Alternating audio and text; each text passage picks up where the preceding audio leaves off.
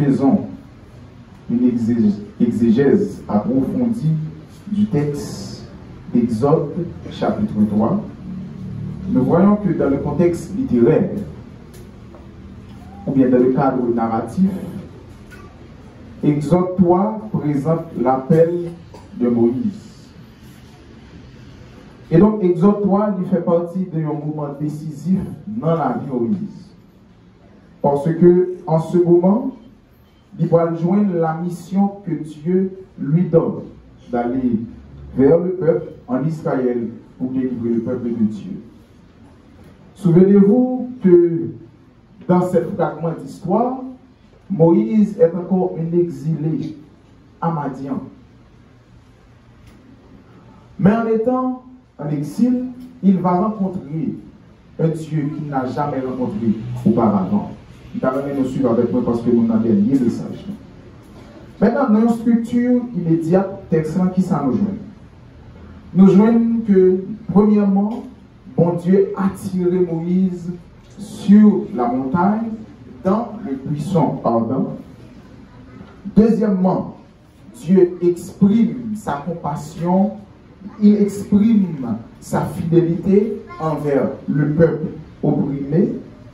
Troisièmement, Moïse demande à Dieu son nom.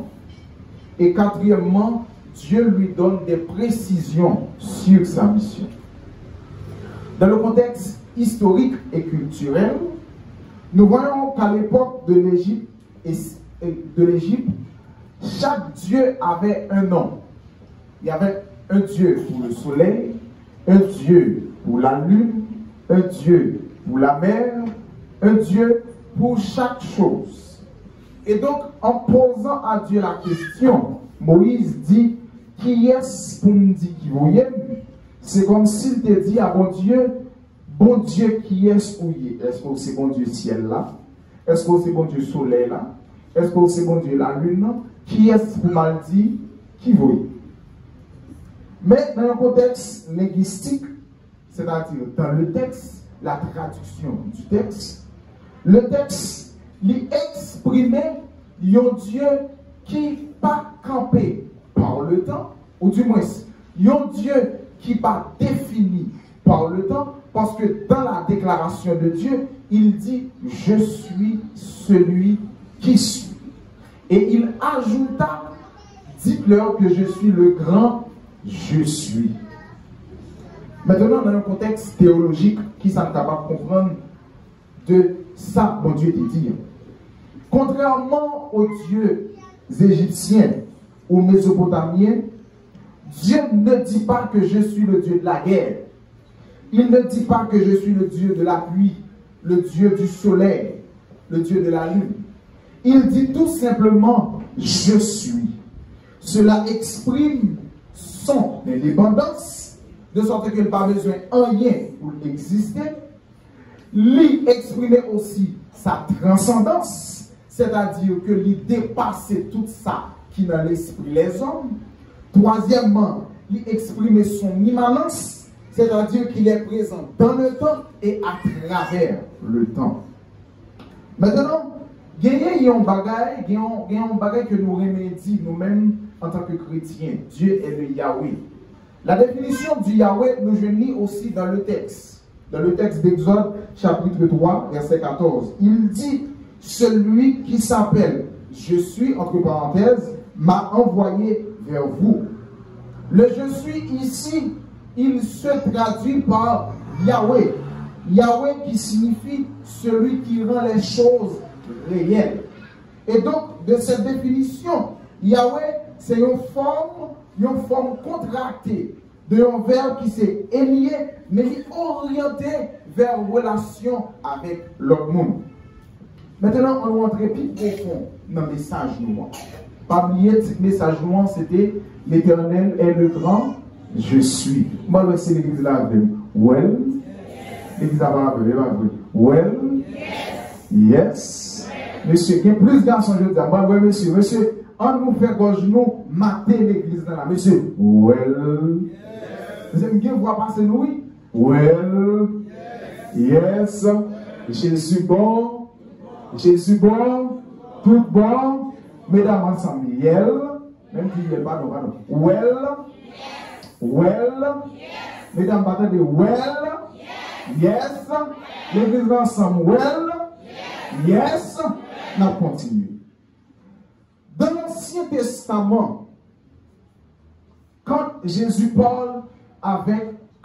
parle avec les prophètes, il se présente toujours au présent de l'indicatif avec le verbe être. Par exemple, quand il parlait avec Isaac, il dit « Je suis le Dieu d'Abraham ». Quand il parlait avec Jacob, il dit « Je suis le Dieu d'Abraham, je suis le Dieu d'Isaac ». Maintenant, en se présentant à Moïse, il dit « Je suis le Dieu d'Abraham, le Dieu d'Isaac, le Dieu de Jacob ». Mais comprenez qu'en ce temps-là, pendant qu'il parlait avec Moïse, Abraham, Isaac et Jacob, ils étaient mourir. Et donc, bon Dieu était capable de dire, j'ai été le Dieu d'Abraham, j'ai été le Dieu d'Isaac, j'ai été le Dieu de Jacob. Il était capable de parler au passé pour prouver à Moïse que monsieur Sayo, il a mouru. Donc, moi, j'étais bon Dieu avant. Mais remarquez que dans sa parole, il parle au présent. Je suis le Dieu d'Abraham, d'Isaac et de Jacob. Mais aussi, là nous parlons dans le Nouveau Testament, Jésus continuait sous le même rythme. C'est-à-dire que dans les déclarations de Jésus, pas de aucune contradiction. Il va parler avec les disciples, il va dire, je suis le chemin, la vérité et la vie. Je suis le bon berger. Je suis le vrai ciel. De sorte que pas de aucun changement. Le je suis, il toujours été là, il n'a pas changé. Maintenant, qui ça nous capable de comprendre dans la question je suis ça que mon Dieu parlait de lire? Le Seigneur, en parlant avec Moïse, pas connaît avec qui est l'a parlé. Parce que Moïse lui grandit dans toutes les sciences occultes de l'Égypte. Moïse, c'était un homme qui était bien formé et qui par la suite va devenu le pharaon de l'Égypte. Il va devenu le roi en Égypte. Et donc, Moïse, c'est un homme qui était bien formé en Égypte. Pas de Dieu que lui pas connaît. Le Dieu de la pluie, il connaît ça très bien. Le Dieu du soleil, il connaît ça très bien. Il connaît tout l'autre Dieu qui existait. Mais comprenez que dans sa rencontre avec ce Dieu, c'est pour la première fois que Moïse pourra rencontrer non seulement un pied bois caboulé, mais un Dieu qui parlait. Autrefois, Moïse n'a pas rencontré bagaille ça. Et c'est la raison pour laquelle que curiosité, Moïse tellement monté trop haut, il a avancé avec toute bagaille qui n'a bien. Il y a une bagaille qui était sorti en Égypte avec lui. Et donc, mon Dieu pourra dire Moïse, ôte tes souliers de tes pieds, car le lieu sur lequel tu te tiens est une terre sainte. De là étant, Moïse vient rendre compte que il pas pour qu'on lui sous montagne. De là étant, il va rendre compte que il y a un Dieu, mais ce n'est pas n'importe qui Dieu, son Dieu qui parle, qui parle. Peut-être autrefois, il était comme l'autre Dieu, l'autre image, il n'est pas qu'on parler. Mais là, il fait une autre rencontre. Bien-aimés, chers et frères, pour nous aujourd'hui, je vais rentrer dans le vif message parce que l'heure est contre nous. Pour nous aujourd'hui, il y a une caractéristique que nous devons connaître de Dieu. C'est que bon Dieu nous rencontre parler. Qui ça me dit? Bon Dieu nous rencontre parler. Et c'est une plus belle caractéristique que nous devons connaître la caille mon Dieu nous. C'est que il a une capacité pour parler. Ça qu'arrive, l'autre Dieu n'a pas qu'à parler. Ça qu'arrive, l'autre Dieu n'a pas qu'à garder. Ça qu'arrive, l'autre Dieu n'a pas qu'à attendre. Mais l'assurance que nous avons, c'est que notre Dieu, il a toute capacité, il ouais, lui tendait, lui parlait. Et c'est ça, mes bien-aimés, qui fait que nous-mêmes, nous servi au Dieu qui est extraordinaire. Well, well, yes. Bien-aimés, chers et frères, quand les situations paraissent un peu difficiles pour vous et pour moi, quand les choses nous paraissent plus sombres, quand nous paraissons ni devant ni derrière, rappelez-nous que nous avons un Dieu qui compte parler. Si nous-mêmes, parfois, quand les situations nous paraissent difficiles, nous avons envie de parler, mais nous ne savons pas nous dire. Si ça arrivait pour que moi-même avec vous, nous ayons un monde qui est capable de dire un mot, mais qui n'est pas capable de dire dans la situation, ça, moi je viens dire que bon Dieu nous n'a pas aucune situation qui dépasse pour qu'elle ne fasse pas parler. Pas aucune bagaille qui a campé devant mon Dieu qui ne fait pas parler. Quel que soit ça qui n'en vit pas, connaît que mon Dieu compte parler et le cas parler. Bien aimés, chers frères, Moïse va faire rencontre ça. Et c'est pour la première fois que va rencontrer un Dieu qui parle, qui a cette capacité. Et donc, sa curiosité lui amène à chercher mieux qui est ce Dieu, à connaître ce Dieu. Maintenant, Dieu lui dit, j'ai vu la souffrance de mon peuple qui est en Égypte.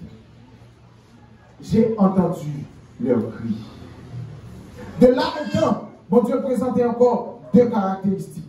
C'est que j'ai vu, moi ouais, j'ai entendu, moi entendu. Moi ouais, et puis moi entendu. Et donc, si auparavant, Moïse, pas qu'on voit mon Dieu qu'on voit, si auparavant, Moïse, pas qu'on rencontre avec mon Dieu qui comprenait, mais là, l'histoire change dans sa vie complètement. Mais là, il y a l'autre bagaille que Moïse rencontrait, il y a l'autre cheminement dans son parcours. C'est que non seulement rencontrer un Dieu qui parle, mais un Dieu qui ouais et qui tente. Bien aimés, sœurs et frères, nous allons aller rapide parce que l'heure est contre nous. Moïse, en parlant avec ce Dieu, il dit, qui suis-je pour aller vers Pharaon? Et là, pour y faire contre Pharaon, qui est-ce m'a dit qui voyait? De là étant, nous voyons que Moïse, pendant la parler avec mon Dieu, il a peur, la caille. Il a peur parce que non seulement l'autre Dieu qui est en Égypte, mais là, il a parlé avec un monde qui ne pas. Si tu as une seule possibilité pour que bon Dieu ça te peut-être il va te poser une question ça. Parce que tu as accompagné et il a arrivé, il t'a dit, mais bon Dieu, quand même. Mais là, il a parlé avec un bon Dieu que lui pas lui seulement tendait. Ça qui est plus belle dans l'histoire, ce Dieu que Moïse parlait, il dit à Moïse, je serai avec toi.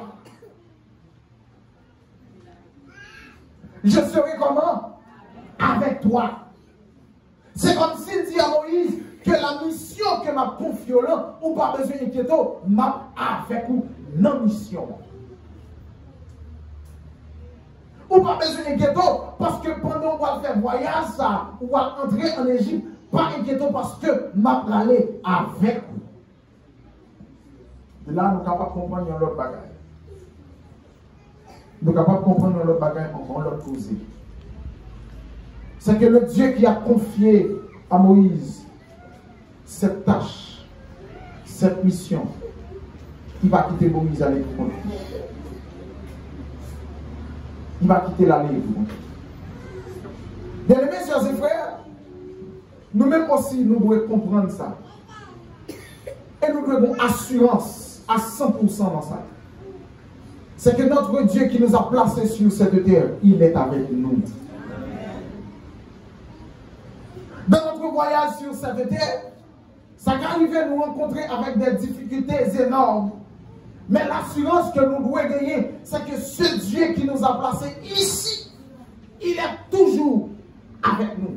D'ailleurs, sa promesse le dit, je suis avec vous tous les jours jusqu'à la fin du monde.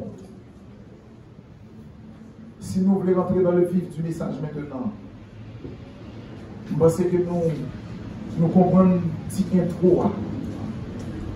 Nous comprenons intro. Well? Yes. Well? Yes. Est-ce qu'il m'a prêché? Il m'a prêché? Il va continuer à prêcher? On continue à prêcher. Maintenant, nous entrons dans la présentation de Dieu. Moïse demande à Dieu, qui es-tu? L'homme qui est samedi qui voyait. Le Seigneur lui répond, en nous lit texte là avec moi, Dieu dit, non, verset 14, verset 14. Dieu dit à Moïse, je suis celui qui suis. On va continuer. Oui, c'est ainsi que tu répondras aux enfants d'Israël.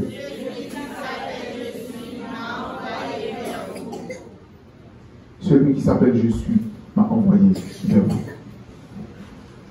Dans la présentation de Jésus, de Dieu, il dit à Moïse, je suis celui qui suis. Même un bagage qui paraît flou, c'est que Baba y a un nom. Baba y a un nom. Car en ce temps-là, dans le contexte historique, chaque Dieu avait un nom. Il dit à Moïse, je suis celui qui suis. Il ne donne pas de nom. Comment qu'arriver devant Pharaon et puis pour me dire, mon qui veut me dire, je suis celui qui suis.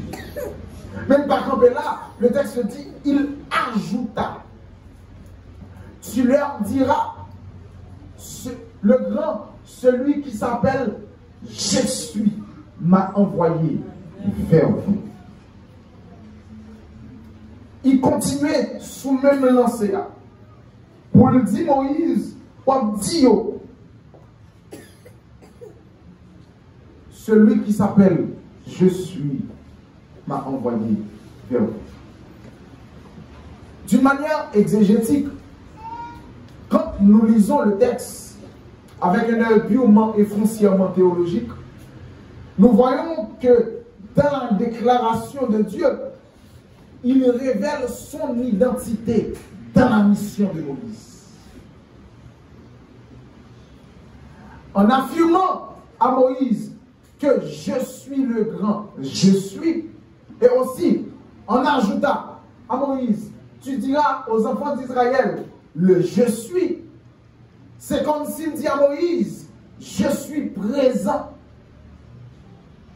C'est comme s'il dit à Moïse que je n'ai jamais été absent. Je suis. C'est comme s'il voulait dire à Moïse que dans ta mission, ne t'inquiète pas, car je suis avec toi. Nous n'avons même parlé avec vous. Il dit à Moïse, je suis. Elle dit Pharaon, je suis. C'est lui-même qui voit. Mais quand nous lisons la Bible, nous allons nous compte aussi que ce même je suis, il est répété dans le Nouveau Testament. On nous lit ensemble dans Jean 6, verset 35. Jésus qui parle avec ses disciples, il dit, je suis le pain de vie. Maintenant, comme le pain physique, il nourrit le corps physique. Comme le pain physique, il nourrit notre corps physique. Jésus ne se présente pas comme le pain physique. Il dit de préférence, je suis le pain de vie. Et donc, en disant à ses disciples, je suis le pain de vie, c'est comme s'il dit à Moïse, si on mangeait la gagner, la vie. Ah, vous voulez comprendre le bagaille. Si on allait plus loin, c'est comme si il répond aux besoins fondamentaux de l'homme. Il connaît l'homme, non, il a besoin de nourriture. Il connaît l'homme, non, il a besoin de manger. Il connaît l'homme, non, il a besoin de bagaille pour avoir force de manière physique et spirituelle.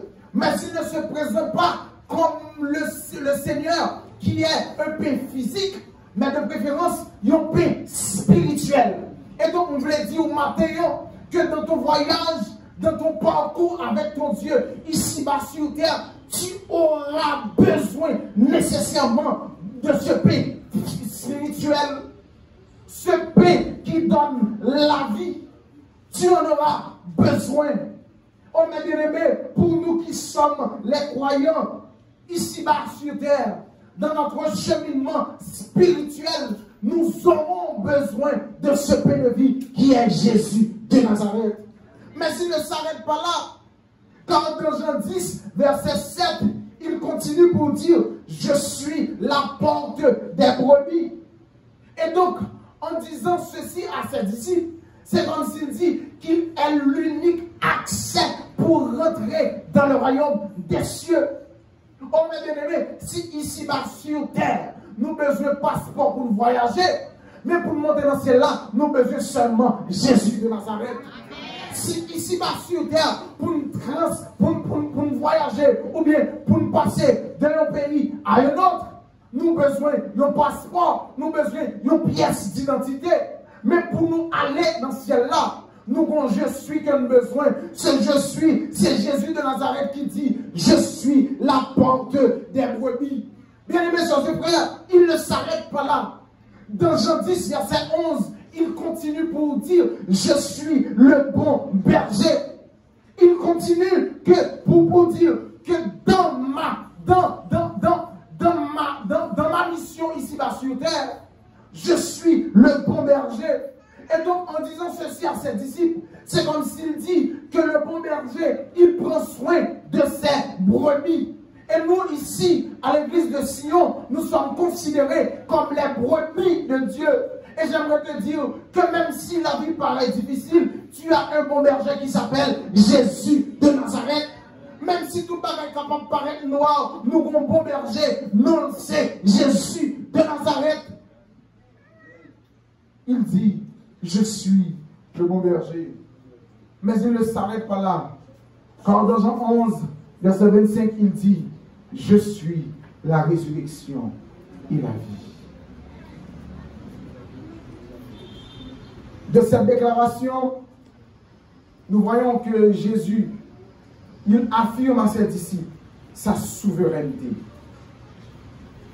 C'est comme s'il dit à ses disciples que même l'homme n'a pas qu'à barrer.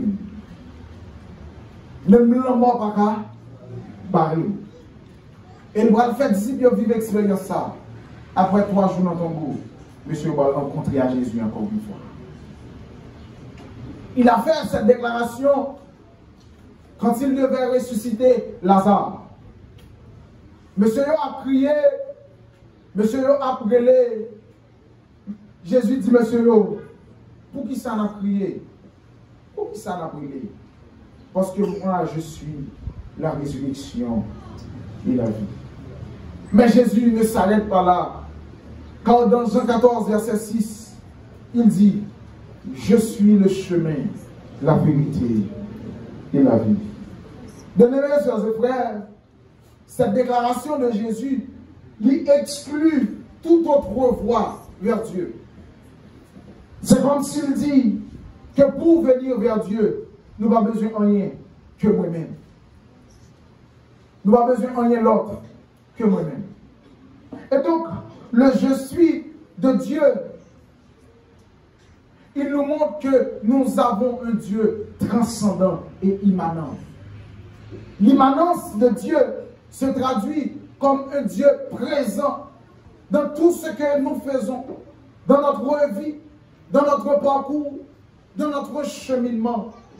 Ça va arriver, bien-aimés frères et sœurs, pour que nous sommes abandonnés, éloignés, rejetés, méprisés des autres. Mais l'assurance que nous avons, c'est que nous avons un Dieu qui nous dit aujourd'hui, je suis le bon berger. Quand les hommes vous rejettent, Jésus vous attrape. Quand les hommes vous abandonnent, Jésus vous rachète. Quand les hommes vous jettent au dehors, Jésus vous prend en main. Et c'est l'évangile que vous devez comprendre aujourd'hui. C'est que ce Dieu qui se présente comme le grand je suis, il vous dit aujourd'hui que dans votre parcours ici-bas sur terre, il sera toujours avec vous. Oh, je me sens m'a parlé avec un monde qui peut-être t'a abandonné, un monde qui autrefois t'a rejeté, un monde autrefois qui t'a méprisé. Je veux te le dire aujourd'hui. L'Éternel te dit, je suis le bon berger, quand tu peux venir vers moi. Bien-aimé, t'as aimé parler avec un monde qui t'a senti que autrefois t'as marché dans la disette, dans l'humiliation, dans la déception. Je voulais dire que Jésus fait la déclaration aujourd'hui. Il te dit, je suis le vrai cep et vous êtes les sarments. À vous-même, bien-aimés, chers et frères, qui t'es senti spirituellement la vie ou mourir, qui t'es senti que parce que le monde a abandonné ou senti la mort trop petit, Jésus te dit aujourd'hui, je suis la résurrection et la vie. À vous-même qui t'es mouru, ou même pour les autres où t'es mouru, ou même pour les autres là où t'es fini, le Seigneur te dit aujourd'hui qu'il peut te donner la vie. Ou même qui t'es senti ou abandonné, désespéré, angoissé, attristé, rejeté, méprisé, le Seigneur te dit aujourd'hui qu'il est le bon berger. Je suis le bon berger. En se présentant à Moïse, en lui disant, je suis le grand je suis, c'est pour exprimer à Moïse que dans son parcours, dans sa mission, dans son cheminement vers Pharaon, il va rencontrer avec des difficultés. Mais l'assurance qu'il veut gagner, c'est que le grand je suis sera toujours avec lui. Bien-aimés, chers et frères, il est de même pour nous, ici-bas sur terre.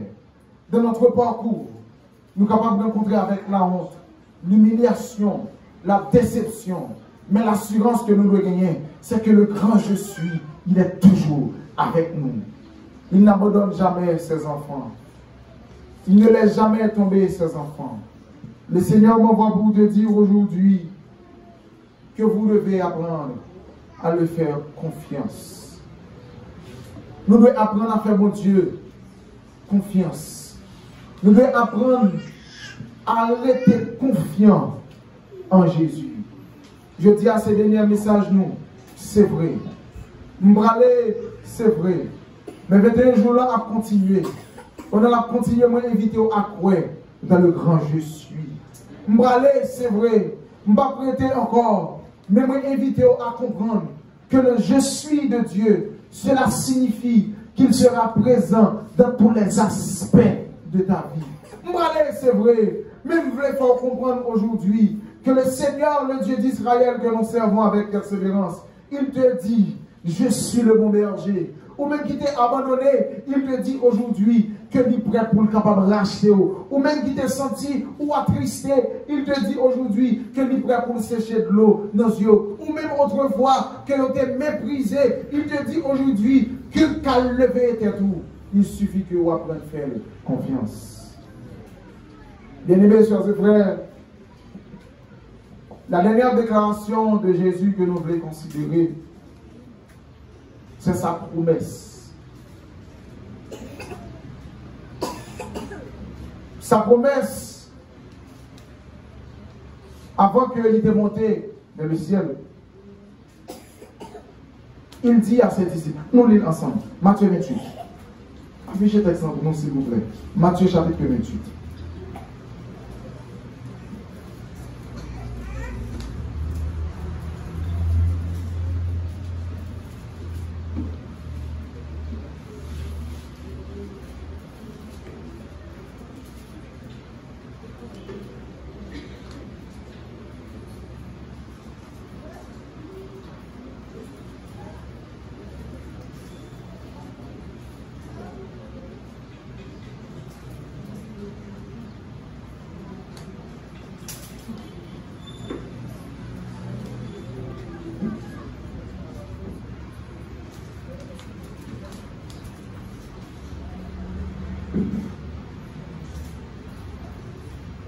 Nous-mêmes.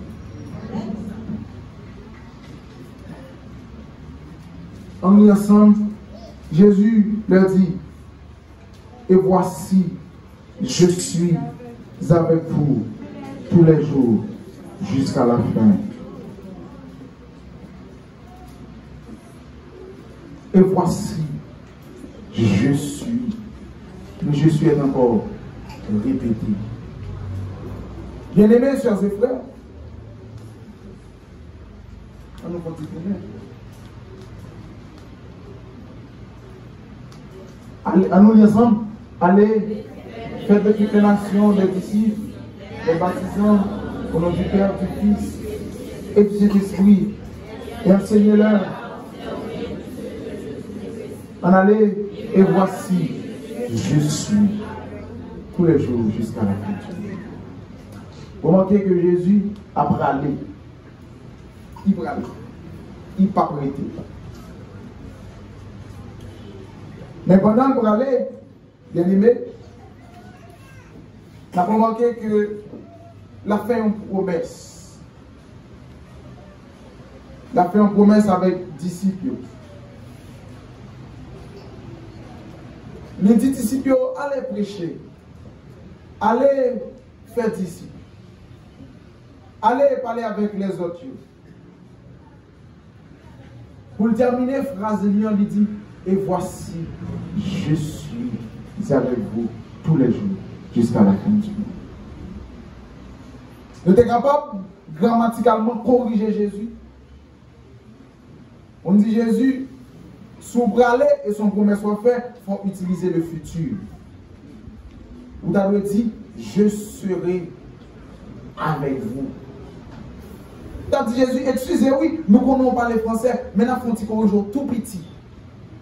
On évite et je suis, on nous dit de préférence, je serai. Pardon, oui, Jésus, il n'y a pas foi pour nous, mais on fait un corrigeant tout petit. Parce que son promesse soit faite. Soudain dit de préférence, et voici, je serai avec vous. Il t'a fait plus sens. Vous êtes d'accord avec moi? Well? Exactement d'accord, non? Well? Yes. Yes? S'il te dit, je serai avec vous, on doit comprendre ça. Parce que c'est aller le braler. Et son promesse l'a fait.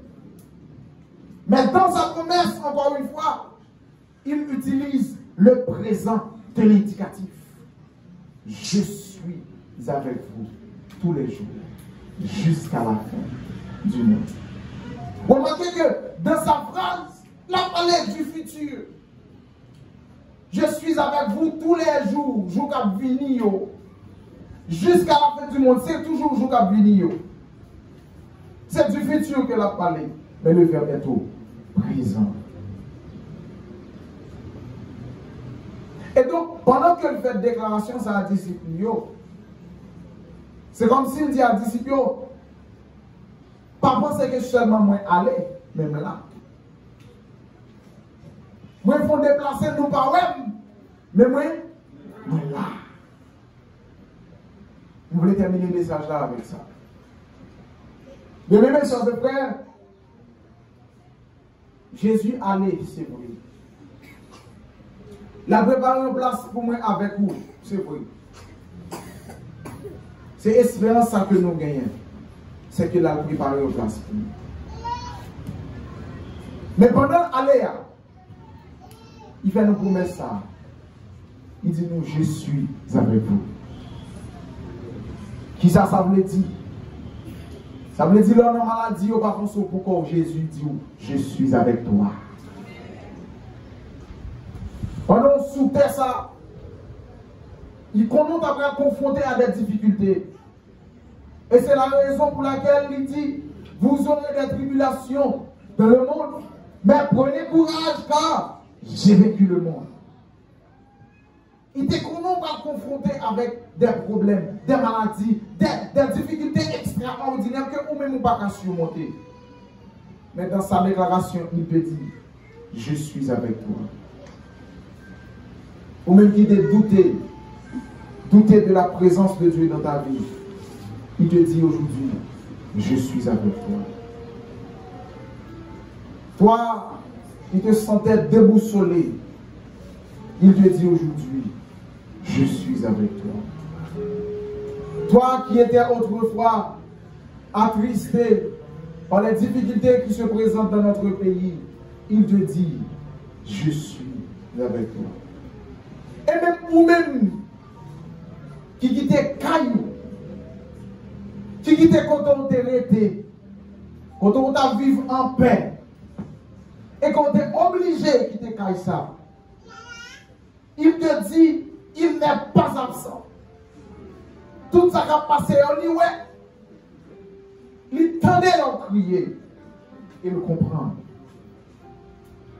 Malgré quitter caillou, il dit aujourd'hui, je suis avec toi.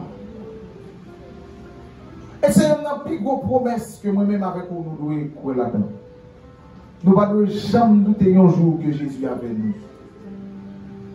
Nous ne devons jamais douter, même pendant une seconde, que Jésus est avec nous. Il te dit aujourd'hui, ma soeur, mon frère, je suis avec toi. Il va avec vous seulement, je dis, il va avec vous seulement pour demain, si Dieu dit. Mais il est avec vous tous les jours, jusqu'à la fin du monde. Je souhaite que le Seigneur vous bénisse, qu'il vous fasse grâce, et que par-dessus le tout, qu'il soit toujours avec vous. Même si vous confrontez à des difficultés énormes, mais qu'il soit toujours à vos côtés, qu'il vous garde et qu'il vous bénisse de toutes sortes de bénédictions. Que le Seigneur vous bénisse en tout cas. C'est vrai de son gloire, c'est mon désir.